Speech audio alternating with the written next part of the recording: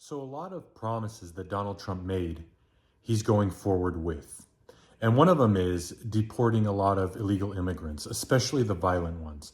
Again, it's a touchy subject, right? But it's one that has to be dealt with because we have to first and foremost look out for ourselves before we can look out for everybody else.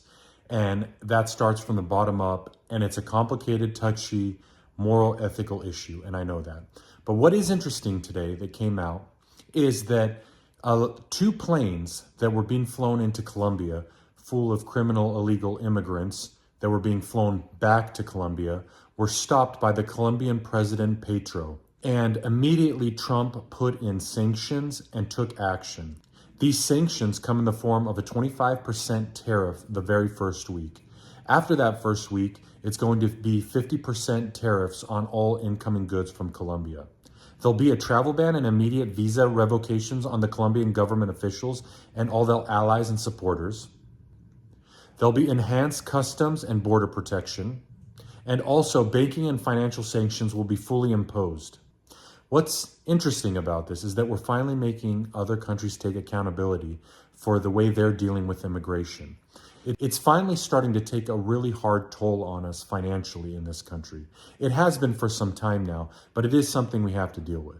I want you to understand that I'm just not somebody that is not familiar with immigration. I have my own immigration story. My parents immigrated from the Czech Republic, back then known as Czechoslovakia, was still under communistic control. They had to flee to Italy for a year, where they would only be allowed into the United States if they had a family within the United States that would take financial responsibility for them when they came here, so as we wouldn't be a toll on the US government long term. That sounds harsh, right? But I think it's a good way of integrating people into the United States society. And I think that's the important thing with immigration, along with other social and cultural issues within the United States that we're dealing with now. Integration is vital. It's something that is extremely important if we want to continue the comfort and lifestyle we've all been living.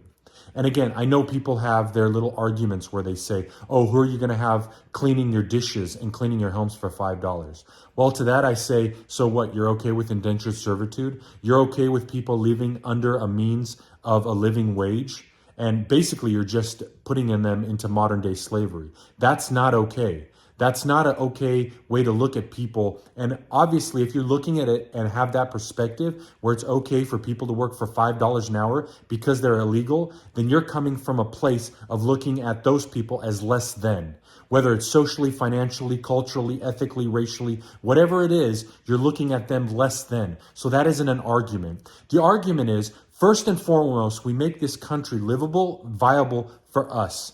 And that's from the ground up. And from there, and if we decide to from there, then we help other countries and help other people. And yes, we shouldn't stop immigration completely. We should have a process that lets in people that want to integrate and give back to this country that they want to come into. Not destroy it, not hate it, not complain about it. We all have something to complain about. But if you're coming here, if you're really coming here, that's because you don't want to be over there. And it's not you're coming here because you're going to bring your culture because it's better. You're coming here because a group of people before us, before you and me, did a pretty good job at setting up a foundation for us to live comfortable lives from which we can complain from our pedestals like we have been.